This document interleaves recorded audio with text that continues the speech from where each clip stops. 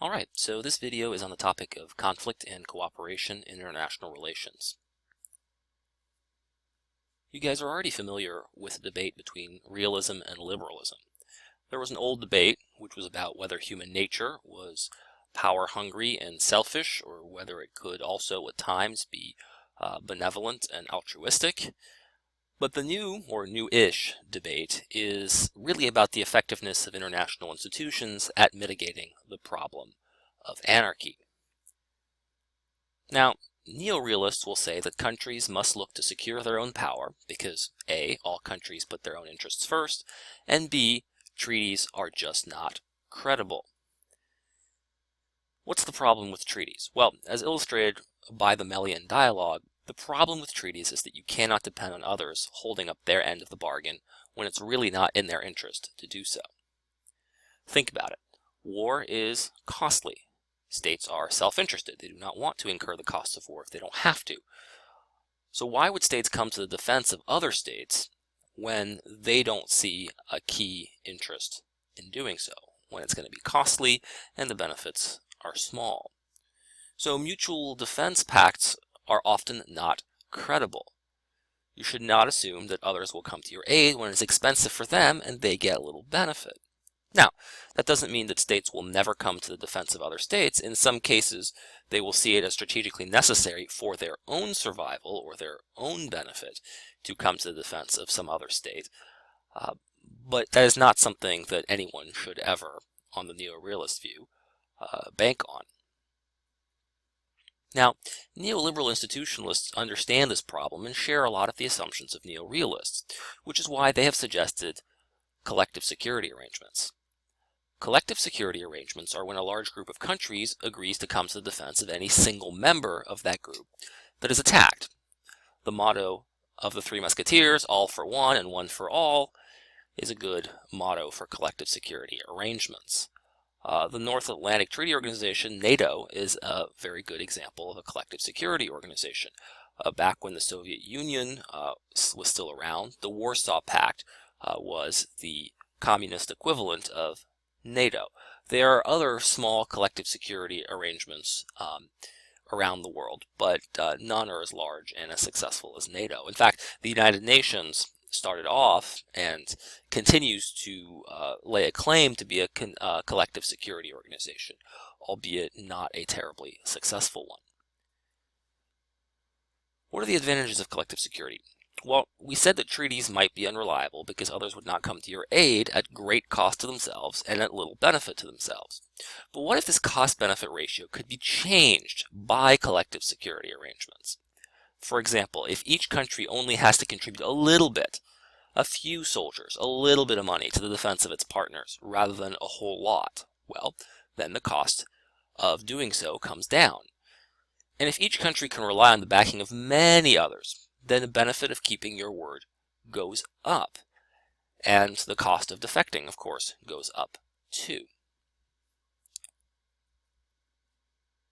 So, neoliberal institutionalists believe that international institutions, like collective security arrangements, can make countries more cooperative by changing the costs and benefits of cooperation.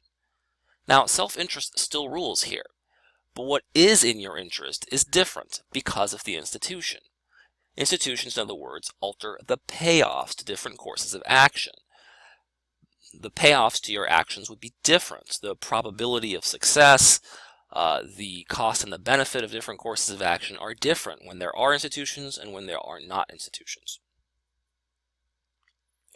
One problem, though, with collective security is that as the number of countries that join increases, the cost of betraying can also go down. If your country is not necessary to a joint action, you might be tempted to free ride off the contributions of everyone else. So when the call comes around for soldiers, when somebody in your collective security arrangement is attacked, you start making excuses and you start delaying and hope that somebody else foots the bill in your place. And of course, since your soldiers by themselves are not going to make any great difference to the outcome, because each country is going to contribute a small number of soldiers, then you may tell yourself that your cooperation is not necessary. Now, if everybody thinks that way, then the collective security arrangement is going to run into trouble because no one will come to the defense of anybody who is attacked, despite all their fine promises. This is often why a collective security arrangement is organized around one very powerful state rather than many small, more equal states. Because the powerful state, at the end of the day, can take on the costs of punishing free riders, punishing those states that want to get all the benefits of collective security and pay none of the costs. But the downside of that sort of collective security arrangement is that if the dominant partner does not wish to act, then the institution may not be able to act. And we see this in the United Nations, where the 5 dominant partners who are members of the Security Council, Russia, France, Great Britain, China, I'm missing one, and the United States, if any of them, because they all possess veto power, if any of them do not want to intervene or do not want the UN to do something, then the UN will do nothing. So much for collective security. But the study of collective security arrangements and more generally the study of international institutions fits in nicely with something called game theory. Now, game theory is the study of the interaction of self-interested and maximizing strategic actors. It's actually a branch of mathematics, calculus actually. Sometimes, of course, self-interested actors do cooperate, even at cost to themselves. The Organization of Petroleum Exporting Countries, OPEC, is an international cartel in oil that cooperates to raise the price of oil. What that means is that each country within OPEC, usually led by Saudi Arabia, agrees to a particular quota of exports, a particular amount of oil that each country will export. By reducing the supply of oil on the world market compared to what it would be if each country decided to compete and try to sell as much oil as possible, what OPEC ends up doing is increasing the price of oil. But this price manipulation depends very crucially on each state sticking to their quota. Because, of course, each state might decide, well, what if I go over just a little bit, right? I'm supposed to sell 30 million barrels of oil this month, but what happens if I sell $35 million? Well, the price of oil doesn't change very much. It's only 5 million barrels of oil compared to the entire world market and demand for oil. And so you still benefit from the price, but you get a little bit more than you otherwise would because everybody else, hopefully, is keeping to their agreement. But what if everybody thinks that way? Well, if everybody thinks that way, then everybody goes over on their quota, and suddenly the price of oil starts to drop, hurting everybody in the cartel. So in order to be successful, the cartel has to find ways to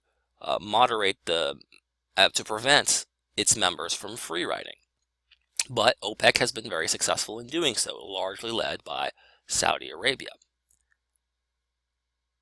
Now, sometimes these security arrangements, these treaties don't work, right? Sometimes cooperation doesn't work. When Germany betrayed the von Ribbentrop Pact with Germany and attacked when Germany attacked Russia in 1941, that was a very clear case where cooperation failed.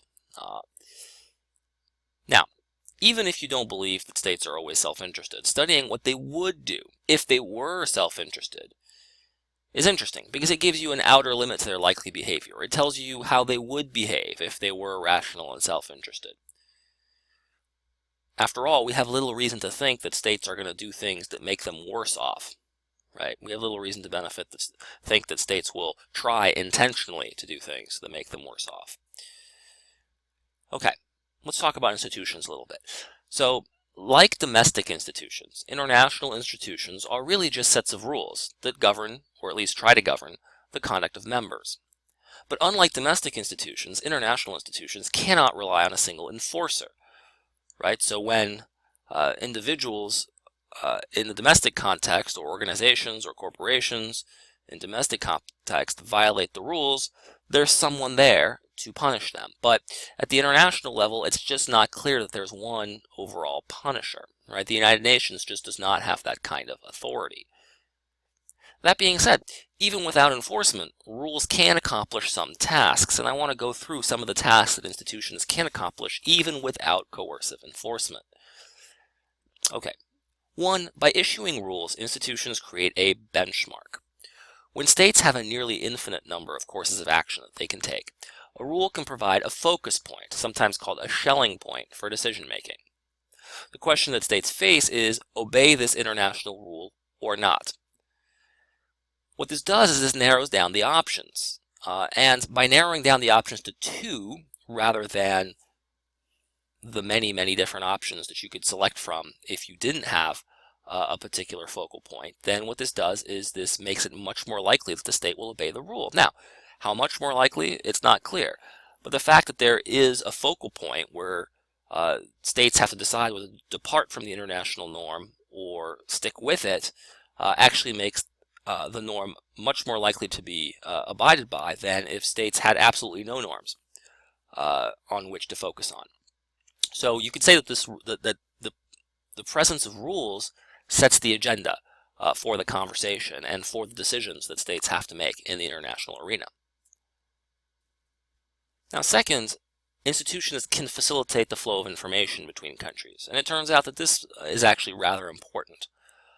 For one, when countries have excellent information about what other states are thinking, that prevents or reduces the chances that conflicts will break out because of a misunderstanding. If I understand that Russia cares very, very much about a particular border, I can behave in such a way as to avoid challenging Russia's interests on that particular border, right? But if I don't know how much Russia cares about that particular border, then I might do things that provoke a war or provoke unnecessary tension, just out of pure ignorance. So, facilitating the flow of information, having a forum where states can express in public what they care about, what they care about less, is a potentially helpful kind of forum. Whether it's at the World Trade Organization or the United Nations, countries can come together and explain their positions, explain what their interests are, explain what they're willing to go to war over, and as a result, that kind of transparency can reduce the likelihood of conflicts arising out of misunderstandings.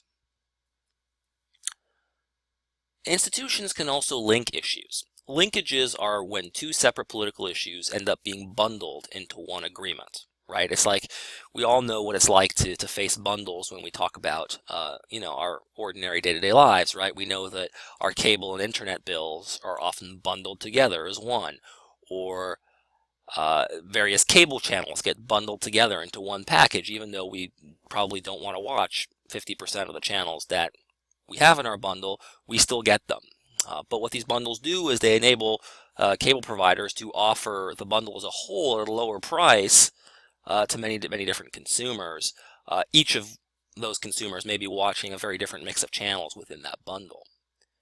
So, by linking different issues together, often the chances of achieving a stable sort of agreement can go up. One example I'll give you is the European Union, which links trade and immigration pretty explicitly within its treaties.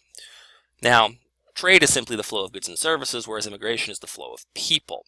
Now, it turns out that some countries within the European Union have a lot of goods that they want to sell, and other countries in the European Union have a lot of people, but that would like to move towards higher income areas and seek the opportunities that come along with living in higher income countries, but they don't have a lot of goods to sell. So there's a trade between the richer European countries like Germany and France and the UK. Well, the UK is on its way out, but Germany, France, and some of the other producers, Belgium, the Netherlands, certainly are countries where that would like to sell their goods, and those Eastern European countries or Southern European countries like Portugal, Poland, and so on and so forth, those countries would perhaps prefer to be able to send some of their labor abroad, which would have two effects. One, it might bring remittances, so it might bring money back into the country as people send their earnings back to their friends and families,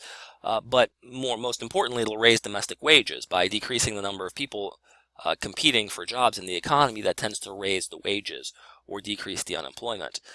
So you have a kind of bargain that's struck here between a treaty on free movement of goods and capital and free movement of peoples. And because each sort of country gets a different benefit out of the agreement, linking those two issues enables a treaty to be made, where if it was only about trade in goods and services, or if it was only about immigration, the agreement might fall through because one side or the other wouldn't find enough benefit to make it worth their while. So bundling issues together can be a very useful thing that institutions can do to bring more people to the table.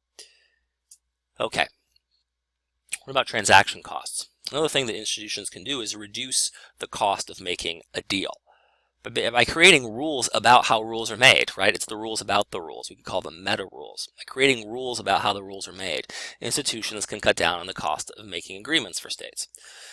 So, for example, instead of negotiating hundreds of individual unique treaties with the hundreds of countries that are out there, one single framework can cut down on the cost of making agreements. It also cuts down on the cost of administering these agreements because, of course, the rules in each of those hundreds of treaties will be different, whereas the framework of the institution might be fairly uniform. Although there's always exceptions. There's almost always exceptions. So as we saw earlier, these agreements may be more likely to hold. These large agreements with large numbers of participants may be more likely to hold than agreements between two countries. That's what we call bilateral treaties, right? Agreements between two countries.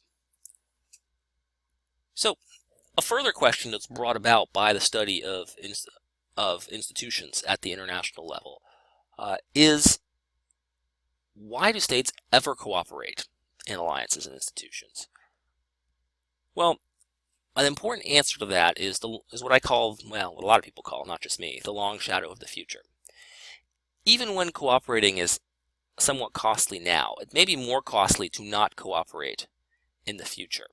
Or it may be, yes, the cost of foregone cooperation in the future might make it more likely for you to try to cooperate now. In other words, it's the promise of future rewards that may constrain the behavior of states now. And we all know how the promise of future rewards can constrain our behavior now. Anytime you go to work, you'd rather not be working, but you know that there's a future benefit to working.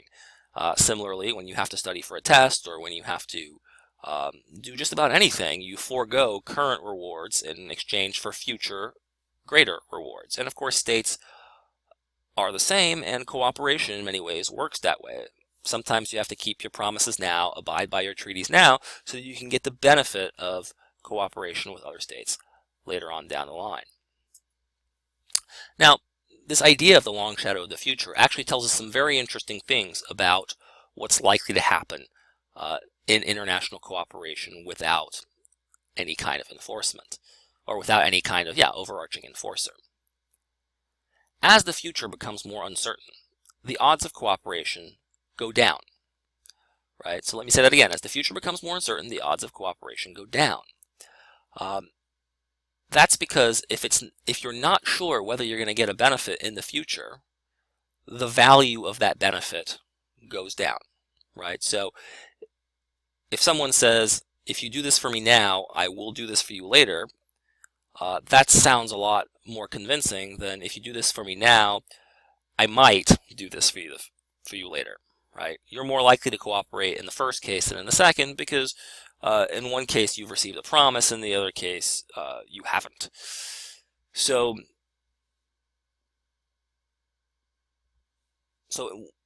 okay, second point.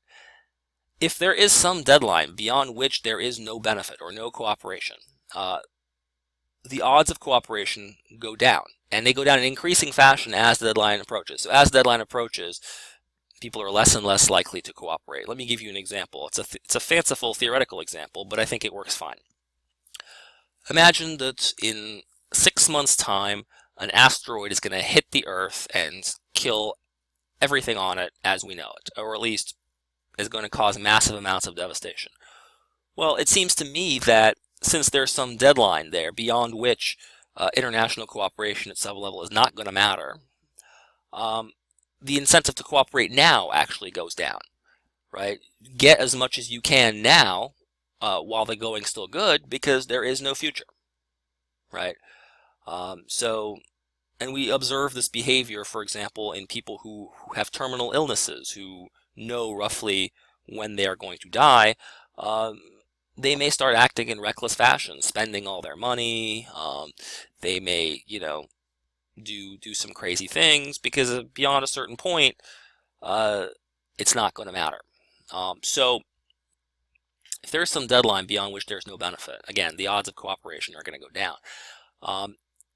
If the benefits of cooperation accumulate in a geometric or exponential fashion rather than just arithmetically, then the odds of cooperation actually go up rather than down. Okay, what's this business about geometric or exponential growth? Well, the idea is that if the value of cooperating depends on the number of successful times you have cooperated in a row, right? Say cooperating 3 times in a row is not worth 3 times as much as cooperating once, but is worth 9 times as much, right? Or even more. The odds are that because the benefits accumulate, the benefits of cooperation over time accumulate, that increases the likelihood that you will cooperate in any given period, in any given time. What might be an example of that? Well, one example is compound economic growth, right? So, for instance, we know that if your money grows 2% a year, right? The first year you have $100 and it grows 2%, it's 102. You get $102 the next year.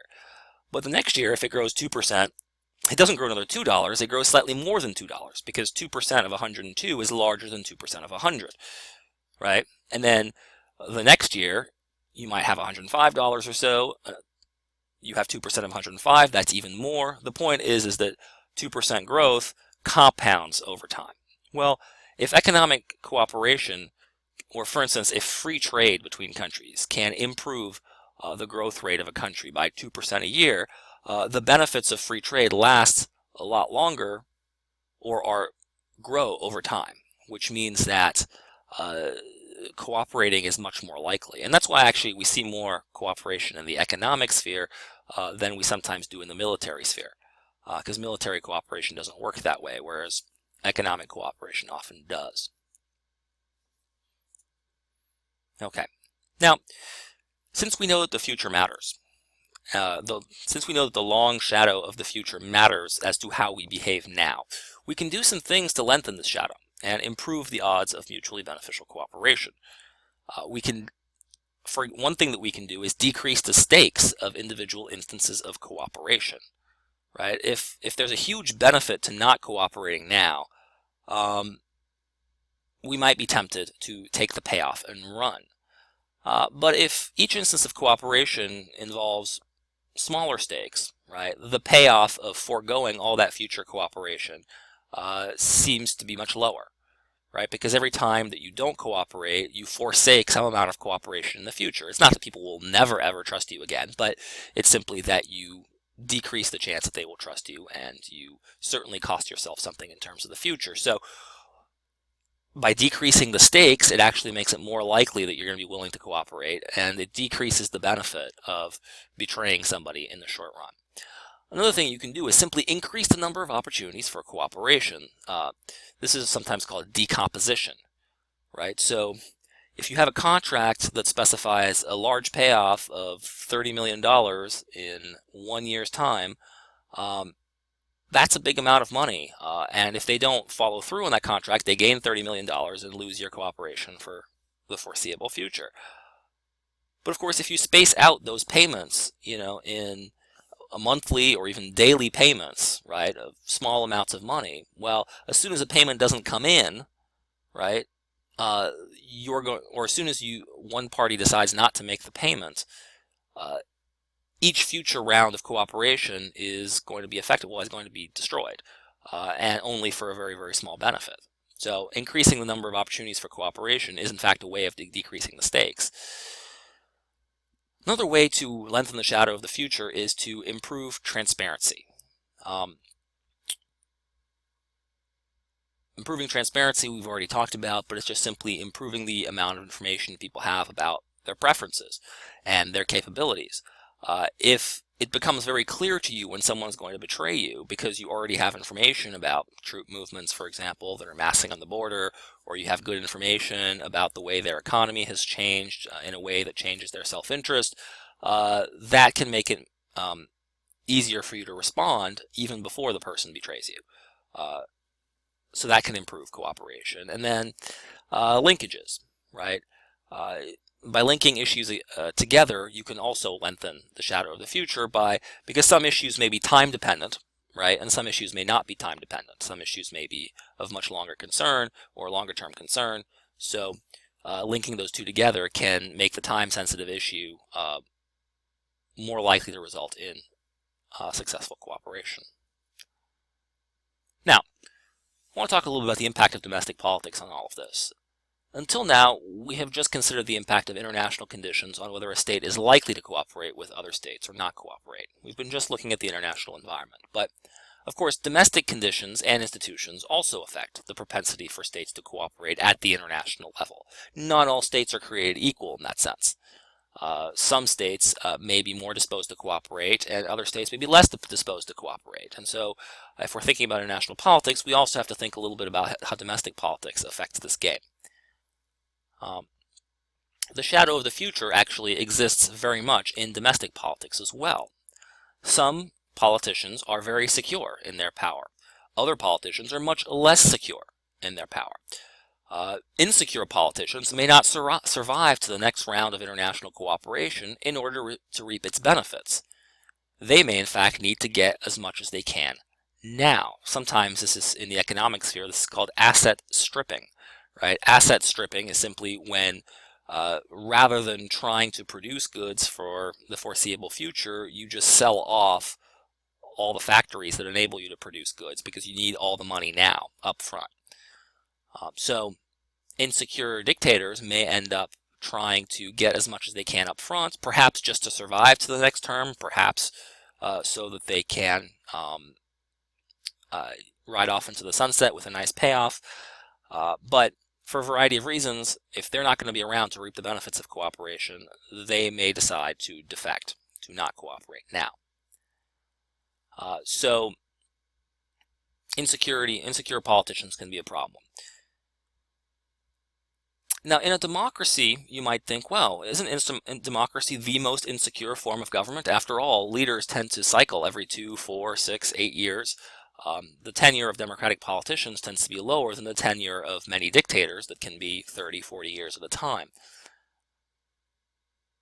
However, that's not the only thing at play, right? So insecurity is not the only thing at play. The interests of many politicians in democratic countries are wrapped up with the interests of an electorate that's fairly stable, right? The interests of the electorate are much more stable than the politicians who govern over that electorate. So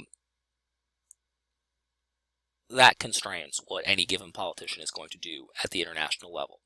And second, if a political party wants to govern sometime in the future, democratic leaders have to be a little bit more careful. Just because you are leaving office doesn't mean that your party never wants to get elected again. And to the extent that your interests are wrapped up with the interests of your party, you may not want to engage in behavior that jeopardizes your party's chance of being trusted again in international relations. Now, I think it's true that very secure dictators have some of the longest time horizons out there. Monarchs and secure dictators are very trustworthy partners in some respects because they know they're going to be around in the future and they can afford to look to the long term. However, the problem does tend to arise when the dictator falls ill or a transition looks imminent. Remember, if it looks like there's going to be no cooperation beyond a certain point, that reduces the odds of cooperation at every instance leading up to that point, right? So if a dictator becomes terminally ill, then their incentives change dramatically and their likelihood of cooperating tends to change dramatically, unless, of course, they've wrapped up their interests with the interests of their children, for example, who might succeed them. Okay. So one problem at the domestic level also concerns the amount of control that a ruler has over uh, the the outcomes. Well, let me rephrase that. The amount of control that a leader has over his or her ability to follow through on promises that he or she might have made to international partners. Particularly, a leader who faces many veto points in his or her domestic system may become a less credible partner, right? So one major example in the United States is the fact that treaties with foreign nations have to be ratified by the Senate. So if the president and the Senate are dominated, or if the presidency and the Senate are dominated by different parties, as they are right now in the United States, then the promises made by the president are going to be somewhat less reliable or credible because the Senate may come in the way and obstruct the agreement that was struck. What that does, and this is the shadow of the future, it makes the president who's negotiating treaties a much less credible trading partner. It makes it much more likely that the president is going to have to take with him on diplomatic missions important and powerful senators from the other party, because it's them together who are going to have to be credible, not just the president on his own. So the president is going to be a less attractive partner in the United States for negotiations if the president has to run everything by the Senate, a Senate that may not agree with the president on any number of issues. So this creates a problem for the United States, but the United States is by no means alone in having checks and balances in its form of government. Similarly, weak states, where leaders have very weak control over governmental apparatuses, are not very good partners for international negotiations. One, because of tenure. If you're weak, if you have weak control, it's possible that you might get replaced. But even if you are fairly stable, but still weak, you may not be able to get your government to do the sorts of things that is required by international treaties, right? You might not be able to get courts to uphold rules of international trade, for instance, that you have agreed to. Because you have very weak control over your domestic legislation, so or over other players within your domestic institutional environment. So again, the fewer checks and balances, the easier time a leader has negotiating agreements, because their partners know that they're going to be able to follow through on those agreements. So let me talk about the impact of the international on the domestic. And that, in some sense, I talked about the impact of the domestic on the international. I want to talk a little bit about the impact of the international on the domestic now. When we think of the impact of international politics on domestic politics, we're often thinking of wars, trade deals, migration, including refugees, financial markets, right? These are all ways in which international concerns spill over into domestic politics. All of these types of things shape our welfare, but they don't obviously change our institutions, our rules of how we govern ourselves, right? They're just impositions that we feel from the outside that we don't have a lot of control over, but they don't actually change our institutions. But when countries are dependent on international cooperation, the need to become a more credible partner in international negotiations can really motivate institutional change in countries. A prime example of this in the United States was when Congress authorized the president something called fast-track authority over trade negotiations. What that means basically is, it's complicated, but it boils down to the idea that the president can, on his own, negotiate trade deals without seeking approval from the Senate on trade issues, right? What that means is that the president suddenly becomes a much more credible partner. And this was, I think, motivated in large part because our partner countries did not want to negotiate trade deals to then see them nixed by the Senate. And by the way, the Senate has, over the past 25, 30 years, vetoed a number of deals by the president, climate change agreements being one of the most notorious. So this incentive to change our domestic political arrangements as a result of international pressures is often resented by domestic publics. And if you're worried about it in the United States, just think how much more worried you would be about it if you were, say, the Netherlands, right? The Netherlands is a small, highly open to trade country in the middle of Europe. It relies, 70% of its income comes from trade. In the United States, maybe 20% of our income, maybe that comes from trade. For the Netherlands, it's more like 70-80% of national income is from trade. So the welfare and income of individual citizens is highly dependent on whether the Netherlands can sell its goods abroad or not. And what that means is that the Netherlands has a very, very strong incentive to create political institutions that enable it to be a credible trading partner in international agreements, particularly economic agreements. Now, this interdependence with other countries is a fact of life for most countries. It's not many countries that for whom the domestic is much, much more important than the international context in determining what their institutions, what their methods of self-governance are actually going to be. The United States, China, Russia, to some degree are exceptions to the rule, right? Because we live in the United States, we tend to focus on the United States, and we tend to think the United States case is typical, but the United States case is actually very atypical in international relations. Being a superpower is the exception, not the rule. And as a result, we are less affected by international issues than almost anyone. We're still affected, but less than almost any other country out there. So as I said, interdependence is going to be a fact of life. International interdependence is going to be a fact of life for many countries, right? All countries to some degree play the hand that they are dealt. There's institutional constraints in the environment that they basically have to take as given, and that's not the case for superpowers, right? If you're Russia, China, or the United States, and to a lesser degree perhaps some other countries, you can aspire to change the rules, change the international environment, right? Make the rules in some sense. But everybody else pretty much is a rule taker, not a rule maker. So everybody else plays the hand that they're dealt. They don't affect which hands are dealt to whom. And if so to pursue their objectives, governments have to sometimes change their domestic environments to make themselves more credible, more attractive partners for international negotiations.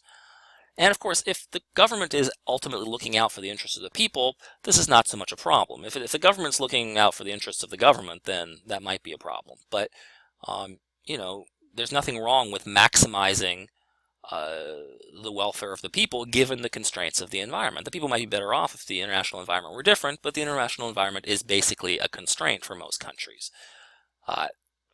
If the people want to thrive in that environment, I mentioned the Netherlands as being a good example of a small, open-to-trade country, they need to become credible partners in international cooperation, and that may require, for instance, changing your domestic institutions. What might be an example of the sorts of domestic institutions that would help? Well,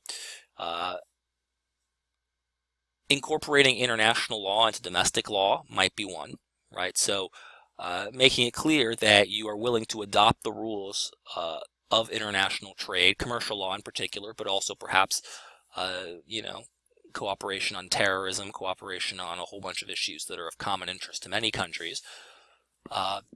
If your courts are steadfastly refuse to adopt international law, to incorporate international law into domestic law, then that can make it more difficult for your country to achieve cooperation on its goals. And then another example is to limit the sorts of veto points or checks and balances that a country's leaders or representatives face when negotiating with foreign countries. So I think many American diplomats would either like to repeal the constitutional provisions that require treaty ratification by the Senate, or if that's not possible, then elect the president indirectly, have Congress elect the president rather than have the people elect the president. If Congress elects the president, then there should be no conflict of interest between Congress and the president. They should be from the same parties. and they should see eye to eye on most issues. And so if the president negotiates a deal, then there won't be this problem of the Senate vetoing that deal. I'm not saying these things are very likely in the American context, but they would be examples of changes in domestic arrangements that would make the United States a more credible and trustworthy international negotiator.